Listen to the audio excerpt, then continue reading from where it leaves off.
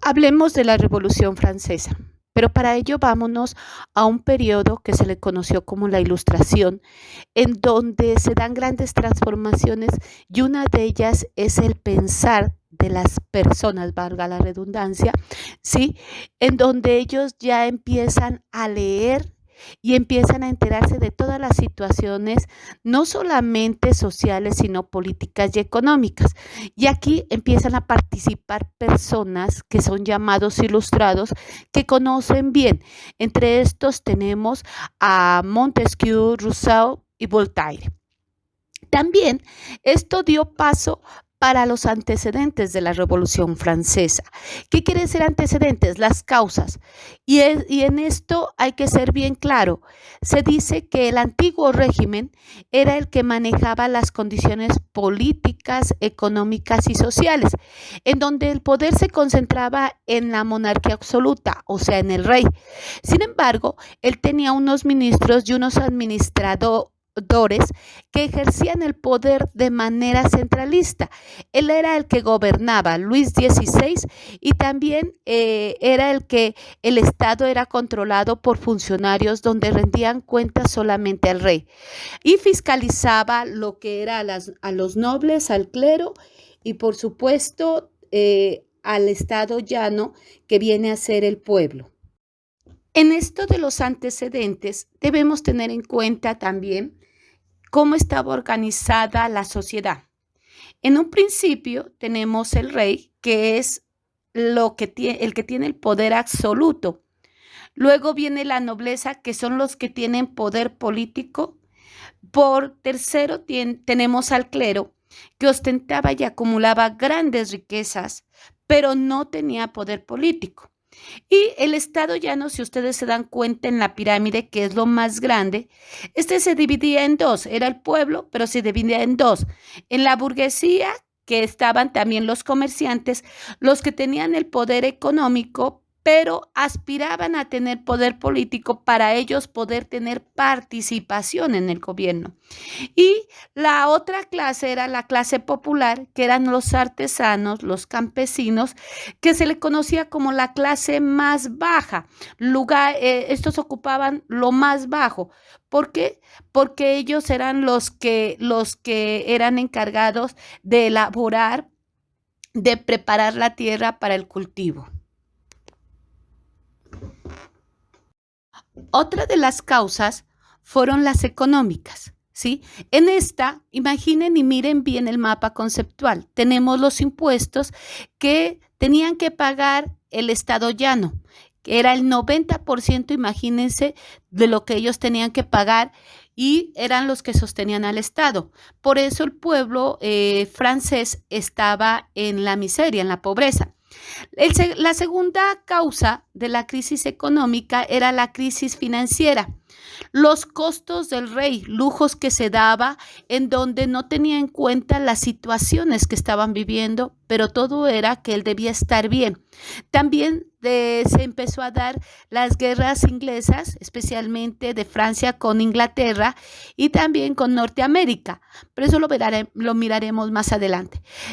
También empezaron las deudas y lo que hizo Luis XVI fue refinanciar, o sea, volver a ver esa deuda y refinanciarla, lo cual le salía muy costoso.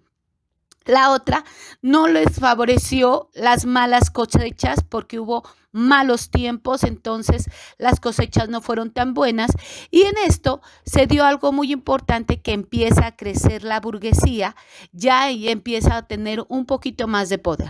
La otra causa económica es la debilidad del rey Luis XVI, que no pudo administrar bien, y esto llevó a que Francia decayera después de ser uno de los reinos más poderosos, decayera y llegara a un momento en donde ya no se podría sostener como venía haciéndolo.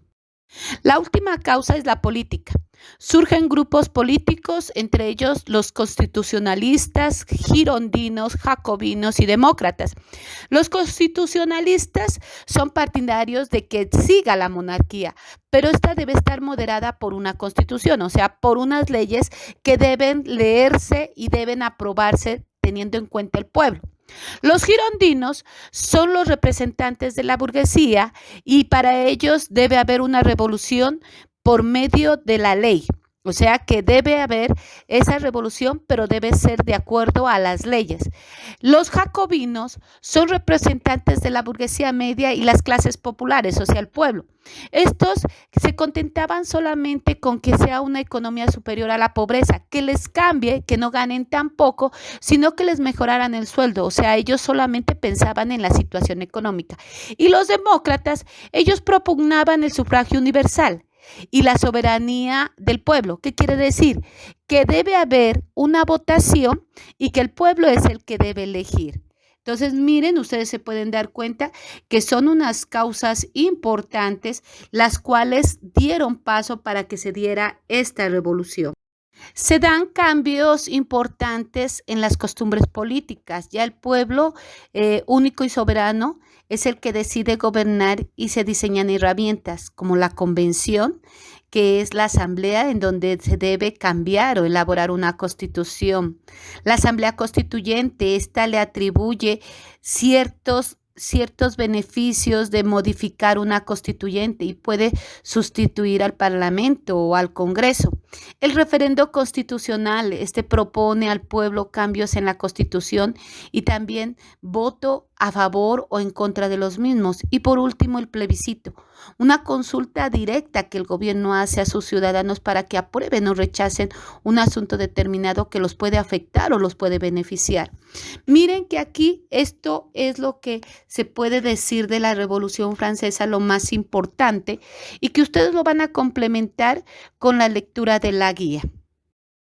¿Por qué es importante la Revolución Francesa? Porque gracias a ella y a lo que hicieron estas personas, miren, se dan grandes cambios políticos y de ahí surge también la Declaración de los Derechos Humanos Universales.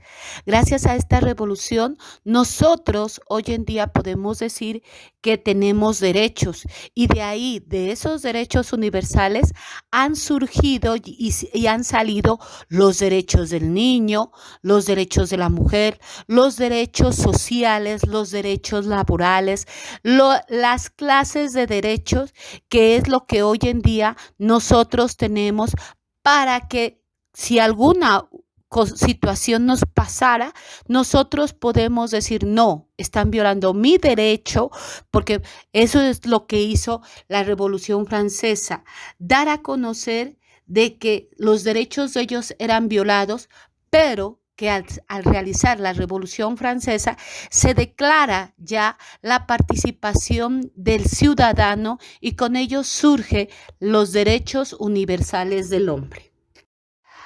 Aquí está la guía, usted la tiene que leer, se debe dar cuenta que aquí hay unas palabras subrayadas en donde nos vamos a la actividad. Usted debe utilizar un diccionario y buscar estas palabras. Luego tiene que escribir una causa y una consecuencia de la Revolución Francesa. De tercero está elaborar un mapa conceptual solamente de los cambios de costumbres políticas, lo que acabé yo de explicar, de lo que es la asamblea constituyente, la convención. Luego usted debe elaborar un pequeño resumen de la cultura en los tiempos de la Revolución Francesa. De ahí debe escoger un derecho de los niños y explicarlos con sus propias palabras y elaborar un graffiti de ese derecho que usted escogió.